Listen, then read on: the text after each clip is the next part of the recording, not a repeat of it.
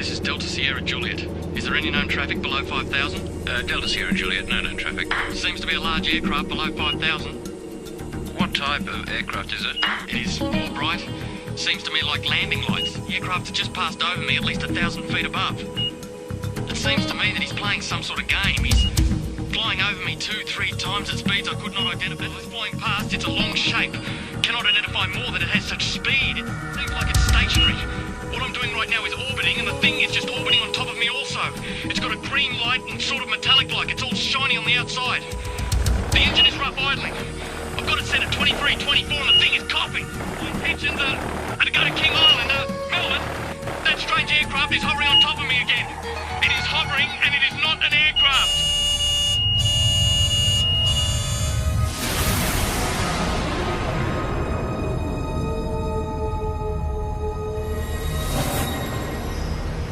What you've just heard was a recreation of the final words spoken by pilot Fred Valentich before his plane disappeared over Bass Strait. Even though it's been 19 years since Fred disappeared, the mystery surrounding what happened to him still hasn't faded. He just vanished without trace, and his family believed he was taken by an unidentified flying object. Recent years has been an explosion of UFO sightings in Australia. Whenever you mention the topic, people seem to have their own theories and opinions, or even their own stories. It was orange like a sunset, and it was just spanning across the road. I can't move, man. Moving forward in time through the experience. Then this tall, dark being just appeared in front of the craft. And I mean, it looks like a traditional, every day of the week, comic book flying saucer. They had large almond-shaped eyes, small bodies, legs and arms, and sort of grey in appearance. I think it's the first time in my life that I could identify of anybody telling me that they were scared they were going to die. Saying that this thing was only just down the bottom of his street. He could see that it was out in the water, it was sucking up water. Yeah, I believe it's a UFO. There are between 400 and 500 reports a month of UFOs in this country. Now, obviously a lot of them can be explained, but about 10% prove to be true mysteries. Tonight you'll hear from people who've had these experiences. They're just normal Australians who can't explain what they saw.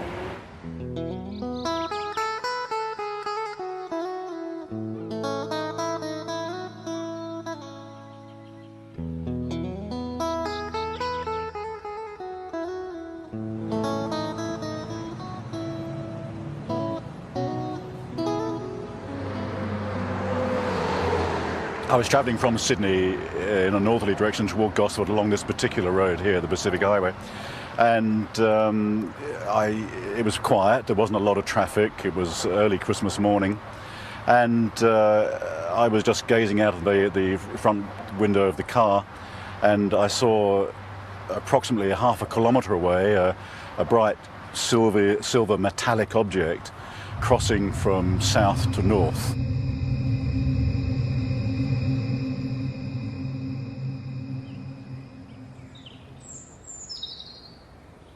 I stood here not believing my eyes, because where I sit I can see the open water, and I just couldn't believe that this thing could appear on the water. It was some kind of craft, but it was completely surrounded in lights underneath and all around, and it just looked like a carousel. It wasn't anything flat. Around holiday time, the local police know they'll be busy. But on this New Year's Eve, the calls weren't what they expected. All people that I spoke to had exactly the same thing to say. There was no variance whatsoever in the object that was sighted. It was a huge chrome, very shiny object in the shape of a ball. At the bottom of the ball was a number of huge white lights. This object looked like it was sucking up water.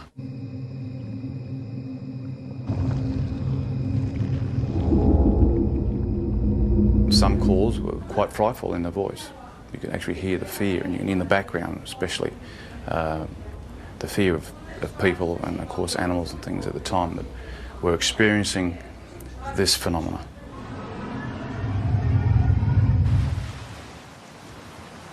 We're looking out above this headland here, and we're watching a bright light move in a strange fashion that you'll never see, or we never saw anyway. It was moving quickly and move, for instance, in a zigzag fashion. We were watching it for 10 to 15 minutes, move in this direction north, and we just saw this bright light 15, 20 metres above our car. Just a bright light, emanating light towards our car. Mate, it was just awesome. All of a sudden I saw these lights come out of the water like a cylinder and flash, and the top of the water was all lit up. And as that light was up, I could hear the rushing of water, movement of water, and then the water being raised up, and then shortly after, down comes the water on top of the lake. I noticed this rather bright light that seemed to be on the right-hand side of the car, and it seemed to be following us for quite a while. And then all of a sudden it turned and went at a right angle right across the expressway in front of the car. It was large, round, and seemed to have a stream of sparks flying out the back of it. I don't know what it was, but it was most peculiar. After the initial New Year's Eve reports to police, the local Sun Weekly newspaper got hold of the story. There were hundreds more people at home that had obviously thought they'd seen something quite out of the ordinary, but were too scared maybe to come forward and actually say that they'd seen something. Our office, the day the report hit the streets, was amazing. We had caller after caller saying they'd seen the same thing. A lot of the witnesses were retired academics, some were policemen, nurses, school teachers, Sunday school teachers, lawyers, business people, some of the leading business people in the area. They were all people that had everything to lose and nothing to gain by even coming forward and making a report. All the people who actually saw it hovering over the water described these 4 or 5 shafts of bright white light coming down to the water and literally penetrating the water rather than reflecting off it.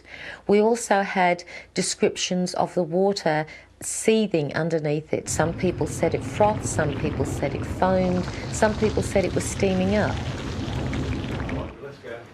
Overall, I'd imagine there'd be probably 3 dozen telephone calls on the night. Well, we're police, Sergeant Wenning. In particular, Sergeant Wenning remembers one very distressed caller. He told me he had been woken up from a deep sleep with thunderous noise and bright lights, dogs barking. His children had come into his bedroom screaming. He was saying that this thing was only just down the bottom of his street. He could see it was out in the water, it was sucking up water. The sound was like a million hummingbees. He didn't know what was going on. We investigated officially with the local aircraft, aerodromes, with the Air Force, with air traffic control, and again could come up with no explanation. While everyone can describe what they saw, no one seems to have the answer to exactly what it was or where it came from. It was moving in waves in the sky, which could only be described as a UFO. When you see something like this, there's a sure knowledge that you're looking at something that is beyond your experience. I'm not young, and people might think, oh, you're a bit strange, seeing things and had imagination. No, I've got imagination, but not like that. Not when I see something that I see. I know I saw it. At first I thought, well, maybe it's some type of meteorite, but it was too large, it was travelling too slow, and turned a right angle, which I know meteorites aren't inclined to do. I was just bewildered at how something could appear and disappear in the thin air practically. Well, I honestly don't know what they saw. We've gone right through all the realm of possible explanations, which leaves it as what a UFO truly is, a flying object which we cannot identify by conventional means. There's a saying that seeing is believing, and it certainly applies to UFOs. The most intriguing personal accounts come from people with no real interest or belief, until it happens to them.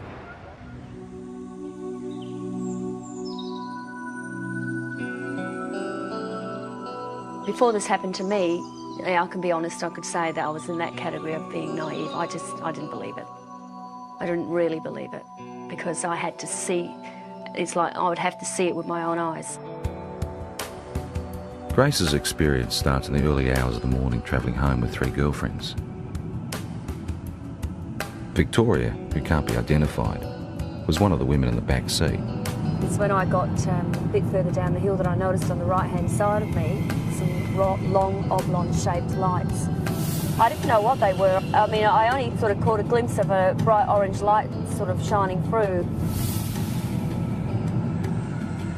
As I got down the hillside and started to come around the corner by this little hotel that takes us back through the back roads towards the freeway, one of the girls in the back noticed a very bright white light with a type of blue haze around it.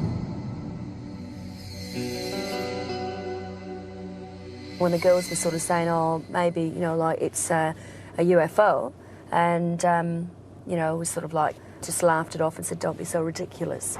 The women continued their trip, but further down the road, more lights appeared. I heard Victoria and one of the other girls in the back there, they were commenting on something that was behind us. They actually thought somebody was coming up behind us, like a truck or something, because it was moving fairly fast and very bright. It was just such a bright as blinding light. It was orange like a sunset, and it was just spanning across the road. I got really scared, and I said to Grace, quick, just step on it. Because I knew there was a town just a kilometre up the road.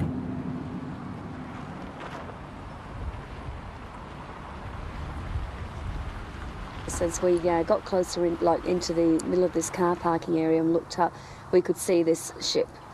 Well, that's what you'd have to call it, because it was, you know, definitely not an aeroplane, and it was something from definitely not this world, that's for sure. It sort of moved across from this direction straight over the top of us.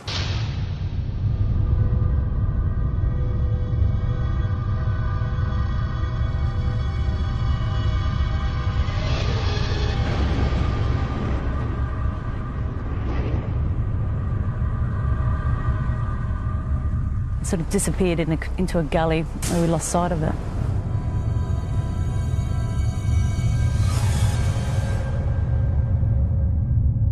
We were scared for our safety. I mean, I've got to be honest, I think it's the first time in my life that I could identify of anybody telling me that they were scared they were going to die. Because I was. When I got to the opening of the drive here, the other girls noticed that there was something else up, some activity up there in the sky. We were still scared. We didn't know what they were either. They seemed to be moving in a direction that this other craft had gone over and gone down. So the first thing you think of, just pull off someone's driveway. And as I pulled in, the light was so blinding, it actually was hurting our eyes to look at it. Then I noticed a figure coming. It wasn't a human, it definitely was no human, that's for sure. I felt threatened by it. I felt really, really threatened by it. That was the closest thing I've ever experienced, the thought of actually, you know, coming close to death, I suppose, which sounds pretty silly, but the fear that I had was like that, like I wasn't going to see my family again. And the weird thing is that it's not the normal thing to talk about and for people to accept. But, you know, it's been 3 years now, and I still feel very distressed by it. In the weeks, I felt a lot of doubt with what happened to Grace. I didn't believe it, truly believed it, because I hadn't experienced anything like that myself. So I didn't show it either. I mean, I didn't show that I didn't believe it, because I think it was important that I looked like I was supporting her, so that otherwise, you know, she might go sort of, you know, off the rails if she didn't feel she had some support from her husband. But 2 weeks later, those doubts disappeared. What's work? Late one night, they were both woken by their distressed 15-year-old son. He was dead set that he had presence in his room. You know, there was somebody in his room. And one thing that he kept saying at that time was that, can you hear that sound? And he kept pointing up to the ceiling. And we could hear this low drone sound. I knew then I'd heard that sound before. We got back into bed and I was laying there. And I thought, do I lie here and just let this thing go through and just, you know, try and wipe it off as another bad experience, or do I actually get up and look, and if it is what I think it is, then maybe my husband will be able to see for the first time and he will believe. I just couldn't believe what I was seeing. When you see an object that's just sort of floating through the air, like at slow pace, and you think to yourself, oh my God, it struck me as, you know, being awesome. It's just something unbelievable. It was a relief that he was able to see this thing, and all I kept saying was that that was the thing that was there the night when I was with the others.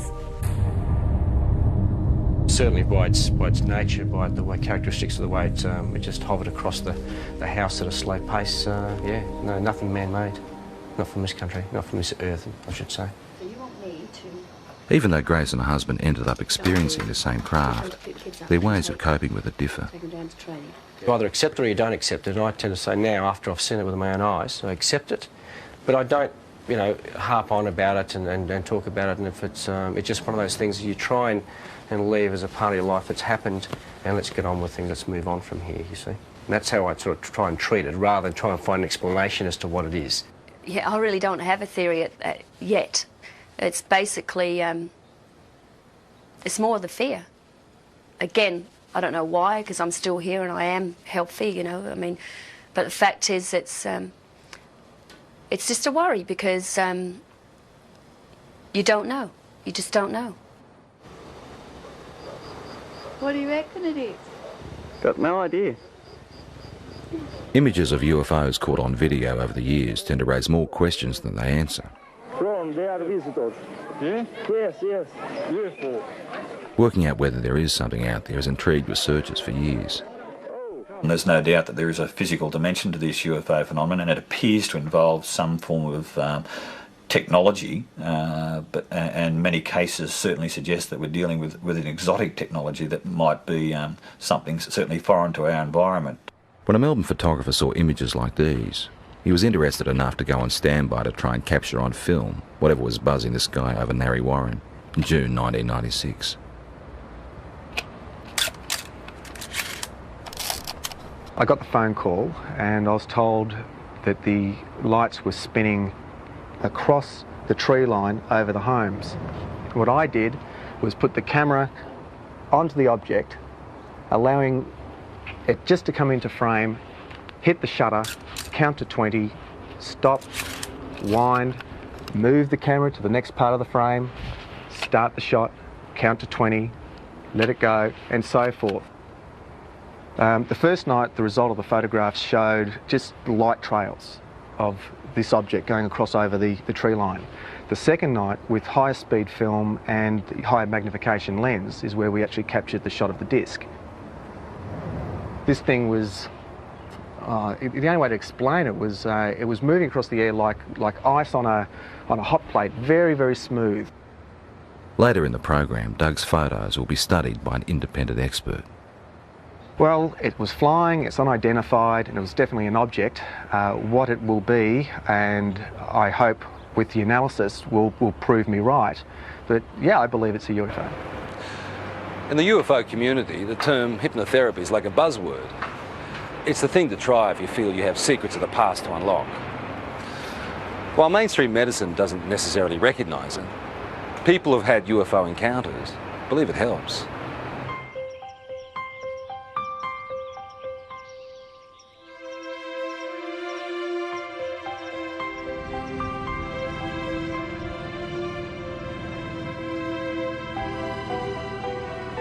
Victor Pufulescu believes he started having alien encounters as a teenager back in his native Romania.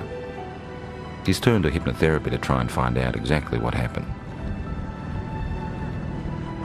It's like being a good soldier. You just obey orders.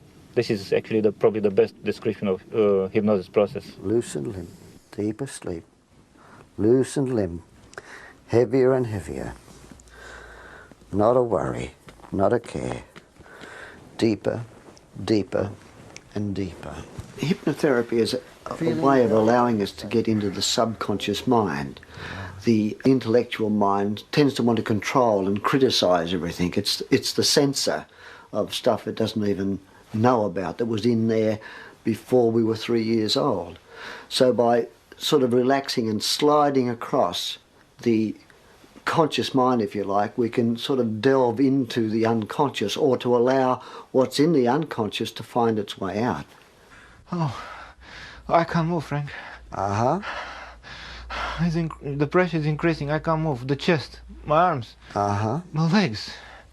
There's a thing about hypnotherapy that very often the subject will want to please the hypnotist. So you have to look at that. But the thing is that you can see that when a person is reliving an experience, that it's pretty easy to see whether that's faked or not. Moving forward in time. My legs. Moving forward My in feet. time. Moving forward in time through the experience. The pain is inside of my elbow. Uh-huh. Thanks. Who are you saying thanks to? Them. Uh-huh. Can you ask them what they're doing? No. It's a test. That's a test. I just know it's a test. They keep me telling, be calm. They're telling you to be calm? Yeah. Uh-huh. Very often the people are quite disturbed about dreams they're having or things they've imagined happen to them. And they often come out of this saying, I'm pleased I'm not crazy, or I'm not mad, or I'm not imagining this. It does give you some answers, but also creates thousands more. And this is probably the trickiest part. I'm never happy with the answer which I'm getting, and I want more and more and more.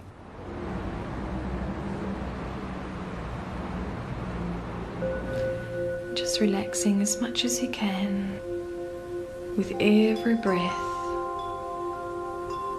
Just feeling a sense of calm. From 1992, there was a very strong correlation with awakening psychically and with my healing work to having these experiences. Elizabeth Robinson is a spiritual healer and therapist who says she's been having extraterrestrial experiences since childhood, but is only now starting to accept them. I mean, when they started with me, I thought, my God, this is bizarre. You know, this is crazy. This is in the realm of science fiction. But I know now I've had to work through that and struggle with it, and I've denied it like hell for 5 years. And I can't deny it anymore. Elizabeth says she started seeing creatures like these around her home in Perth in 1992. There were 3 beings standing there. They had large shaped heads, bigger at the top to chin at the bottom, large almond-shaped eyes, small bodies, legs and arms, and sort of grey in appearance. But they looked at me with a sense of intent and intelligence. Soon after, Elizabeth's daughter talked of being visited by a lady during the night. Elizabeth believes it was one of the same beings. And I looked down on the desk, and here was a drawing of this being, this same being that I had seen. And I said to Jessica, who did that? Because I knew that at 2.5, her drawings were scribble drawings. And she said, oh, that's the lady. I tried to rationalise it, but I knew that I wasn't imagining this stuff. You know, there was something in me that told me that there was more to these experiences. They're looking at me again. Elizabeth then turned to hypnotherapy to try and uncover what she couldn't understand. This session was recorded last year with visiting American UFO researcher John Carpenter. I don't want to give the baby up. What seems to have come up in hypnosis is that I've had children taken from me, babies taken from me that are growing up on crafts. And this is just absolutely bizarre, you know, talking about this. I mean, you talk about this, but, you know, at first you struggle with it. I mean, you can't fully comprehend this, but what I could comprehend was the emotion around it. I know what they're doing. They say it's time. they tell me with their mind. The emotions are so real, they're raw, they're, you know, the grief is there, the terror is something like I've never felt before. They're just doing what they're doing. What are they doing? They're getting the equipment ready. Part of the reason why they're involved here on Earth is to help us awaken, but there seems to be some sort of reciprocal type of arrangement whereby, you know, they're coming to Earth and they're creating a new race of beings, or creating some sort of hybrid race of beings. I used to think, okay, I'm dreaming, until I used to be able to get up, go to the bathroom, make a cup of tea, come back, sit down, they'd still be waiting for me. And I think, oh. Elizabeth and colleague Mary Rodwell now run a support group in Perth for people who've had alien experiences. And this is what I mean, my business is emotional trauma. That's why I'm here. And I won't deal with fantasy. I can't deal with fantasy. So it's about emotional trauma. These people are stressed quite desperately with fear and anxiety about a lot of things that they only have a vague idea often about, but often is because they've remembered being taken. I went 3 months with barely any sleep. If you remember, I told you about 11 or 12 weeks, barely any sleep. Most of them just want to live an ordinary life. They don't want this to happen. So for them to have the chance to at least talk about it and release all the anxiety and fear around that as much as they can around talking about it, it seems that through that there is real healing.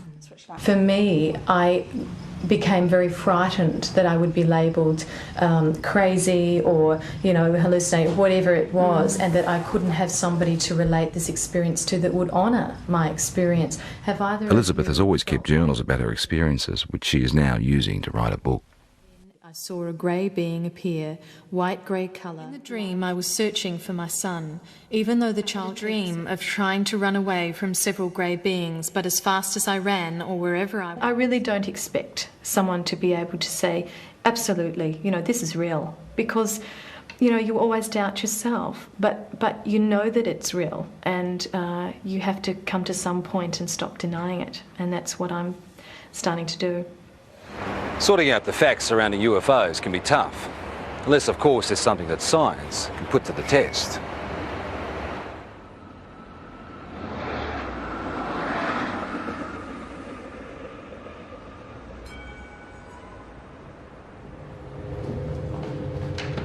Earlier in the program we saw photographs taken by Doug Page. The time exposures show what Doug believes is a UFO hovering near his home in 1996. Now, has this been observed by other people as well? Practically all of Narre Warren. Okay, so that was seen, but not as a streak, because this is a time exposure. So it was simply an object of some sort traveling. Correct. In somewhat of a line, but as you can see, it goes up and down here. This type of negative sleeve will take... The professor would like to examine the negatives that come before and after the pictures in question. Explain to me why... But Doug has used the ends of rolls of film and discarded the shots he felt didn't work. Now, when the films were actually ready for handling, I'd lay them out and I went through them and I go with the scissors and I just go cut, cut, into the bin, cut, cut, put it there, and that's what I did. Okay.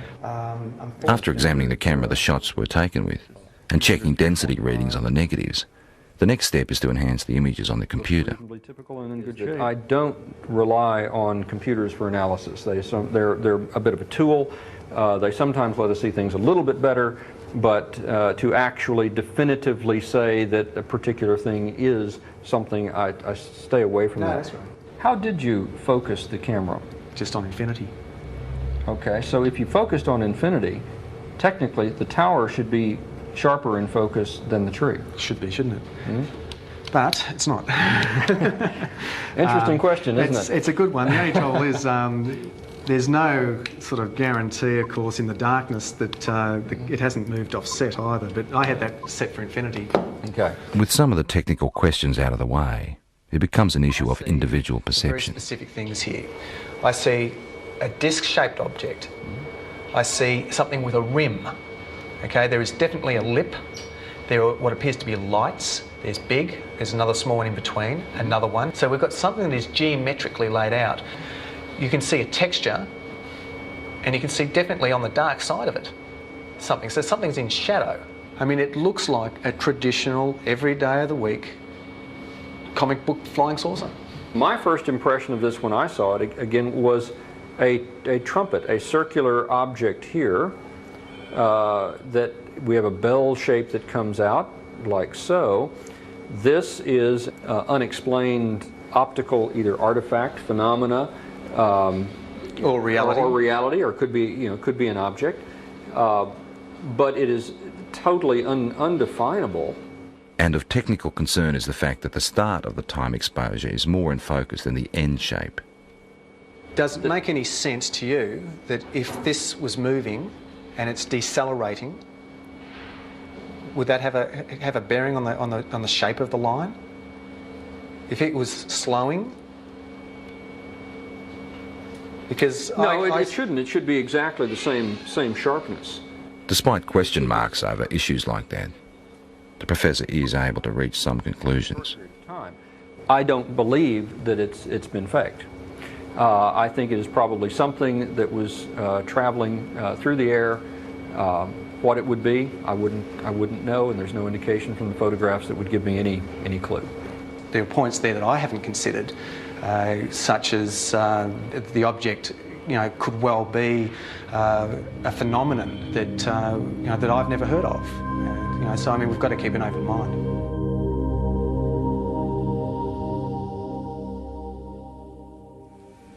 I don't know, maybe between 6 and 8, I would assume. Okay. They were fairly intense, or? Yeah, they were very close together as well. Right, okay. 4 years ago, Kelly Carr was a mother and housewife with no interest in spaceships or aliens. Now she's using technology to reconstruct images of her own encounter. It does give the idea of the lights there, but the brightness of the light, it gives a good impression, except that the colour doesn't seem right. Kelly's account starts in August 1993. My husband and I were driving up to my girlfriend's place in Monbulk, which is in the Dandenong Mountains. We were driving on Belgrave Hallam Road, and it was just on dusk. I saw what I thought was round orange lights in the field. It looked unusual to me.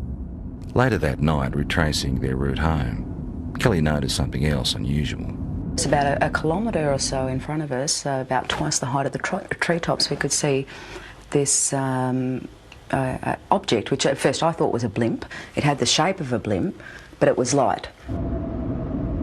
As we got closer to it, the light seemed to sort of separate, and it was actually these a row of round lights, and they were orange. It appeared like there was silhouettes standing in these round orange circles, like people, but you could only see the black outline. Well, I just said to my husband, look, there's people in there. And the minute I said that, it shot off to the left of us. Within 1 or 2 seconds, it was gone completely. About a kilometre or two further down the road, as we kept driving, I came across at least what I thought was a screen or a wall of light across the road. And my heart started racing and the adrenaline was sort of pumping through my body, and I'm thinking, we've just seen us back down there, we're in for, a close encounter. Then the next instant, nothing.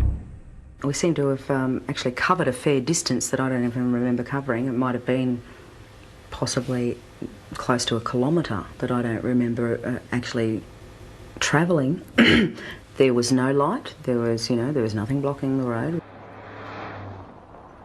Kelly says it wasn't until weeks later she remembered actually getting out of the car that night. And I saw that there was another car that had pulled up 100 metres down the road. Then I walked around the front of the car to where my husband was standing on the other side, and we started walking across the road together. As we were walking across the road, I looked down and I saw that the other people were getting out the car and starting to walk as well. So I was quite happy that there was other people there who were seeing the same thing that we were. And we walked up along here to where the fence is. Right out in front of us is this huge craft. I was totally awestruck, it was science fiction coming to life. There wasn't any fear then, it was just all total awe. We stood here, I guess side by side, my husband and I, for about 30 to 45 seconds. Then this tall, dark being just appeared in front of the craft, and he was followed by about another 7 or 8 that appeared straight behind him. I felt this energy go through me. It's like nothing I've ever experienced before in my life. It was like some sort of low-level frequency that came in waves, but it was so dense that I could actually physically feel it going through my body. And that feeling absolutely terrified me. It was like, I can't even explain the horror that I felt just feeling this. And I began screaming. The minute I did, the eyes on these things lit up and they came charging across the field. Halfway across, they split up into 2 groups. Some headed off down there and the rest came directly towards us. I felt this blow to my stomach, and the next thing you know, I'm back here somewhere on the grass. It literally lifted me off of my feet. And I thought I was going to die. I thought if I don't get up now, I'm going to pass out and I'm going to die. I'm not going to come back to consciousness, you know. So I pulled myself up into a sitting position, and when I sat up, I couldn't see anything, and it was like there was just black in front of my eyes. I want you to try stretching it down a little bit as well. Kelly is not the only one who saw these images that night. For the first time ever, independent witnesses have given the same account of a close encounter. Even though Kelly has never met Jane, Glenda and Bill from the other car she saw, she has seen the sketches they drew for UFO researchers. They've drawn the same circles of light around the top of the craft with these blue lines coming down, ending in a semicircle on the ground. They've actually also drawn a tripod underneath, which was something I didn't see that night. It becomes very clear then that we were all looking at the same thing and that it wasn't your average saucer-shaped craft. And basically, the second party were able to draw sketches of the beings very similar to the ones that I had, and they're not your usual little grey things that are, you know, media propaganda. I found a small red-coloured equilateral triangle underneath my navel, which I guess in reality provoked only a minor curiosity at the time. It was oddly geometric, and I did wonder, you know, how something like that could get on me that looked like a burn without me feeling it. At UFO conferences, where Kelly is now a keynote speaker, she adds strength to her own story by showing photographs of physical marks left on one of the other women. We were all left with triangular marks under our navels, but the ones that were marks that were actually photographed, the first one came from Glenda, which is it's a series of 3 small red dots along the inner thigh, and both Jane and Glenda were marked with these dots. I wasn't. Glenda had a ligature mark around her ankle, which is quite severe bruising. It looked like she'd been strapped down to something. UFO researchers have also reported finding physical traces at the site where all witnesses said the encounter happened, particularly in relation to where the craft landed. Inside that semicircle was actually a triangular formation of 3 points spaced 6 metres apart, which correspond with the tripod that was drawn underneath the girl's craft. To this day, Kelly still doesn't know exactly what happened to her that night. Tried a little bit. Her most vivid memory is the fear that she felt. That's very good. It's finally come out to what I'm looking for. And I think a lot of people, you know, might have experienced the fear in a nightmare when you're being chased or something like that, and it's a terror that you feel that, you know, sometimes can wake you up or whatever, but it's absolutely horrifying when you're dreaming it. And that's exactly what I was feeling while I was totally awake. That sort of terror, actually having to feel it while you're conscious and physically awake and feel it as a reality, is like a living nightmare, like a nightmare had come to life.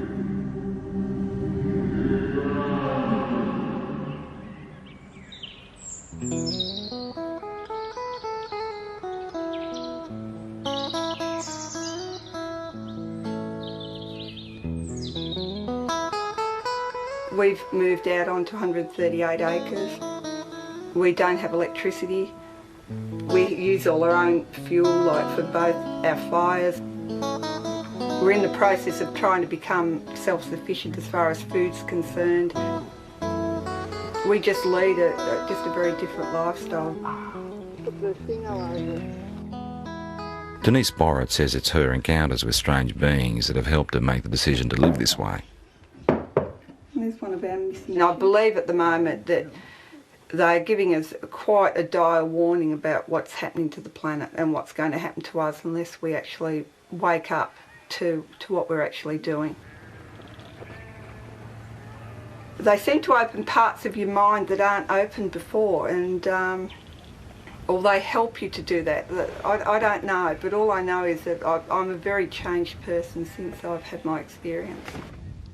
Well, lifestyle changes you'd think shouldn't happen to people if these things aren't physically occurring. So I guess it's a little piece of evidence to suggest that something really startling and extraordinary must have happened to a person because of the changes that they do go through. Denise says her visitors have the ability to render her husband unconscious, so he never actually experiences the aliens, but he does have physical scars. Well, I know I've got a lot of scars on my body, and I know basically where they all came from, but this one, in that particular place, I've got no idea. I just woke up one morning and I happened to comment to Denise, I've got this funny little mark on my arm, and she had a look and she had one in exactly the same place because she said she could remember it happening. And I can actually remember them cutting it. I can remember it was like a little spatula or whatever.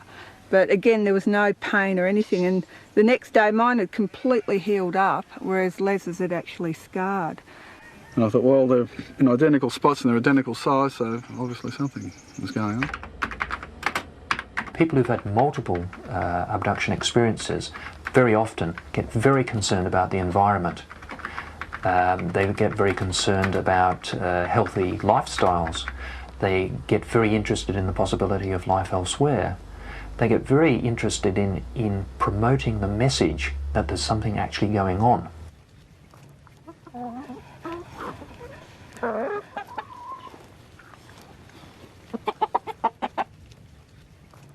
If things do go haywire on the planet, like I believe they will, that we at least will be able to feed ourselves and not have to rely on man-made energy to keep ourselves going.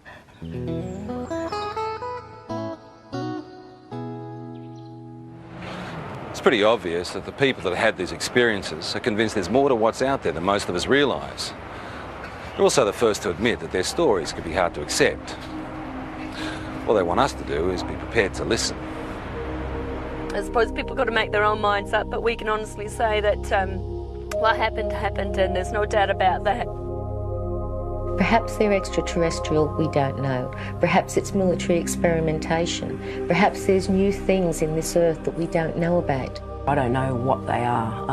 I know what happened to me, but I don't know anything about them. I'd have to say that the evidence seems to be fairly compelling, that we seem to have some sort of alien life form, just in what it is. You've got to keep an open mind. And since I've accepted it, I think I've really started to see it's not really bad. There's a lot of good in what they're actually doing. And it's like they're saying to us, you know, human beings can do so much more. We have these wonderful capacities to heal and to heal each other and to understand ourselves so much more. And we're not yet. Where they come from, I honestly don't know. I would hope that before I die, one day I find out.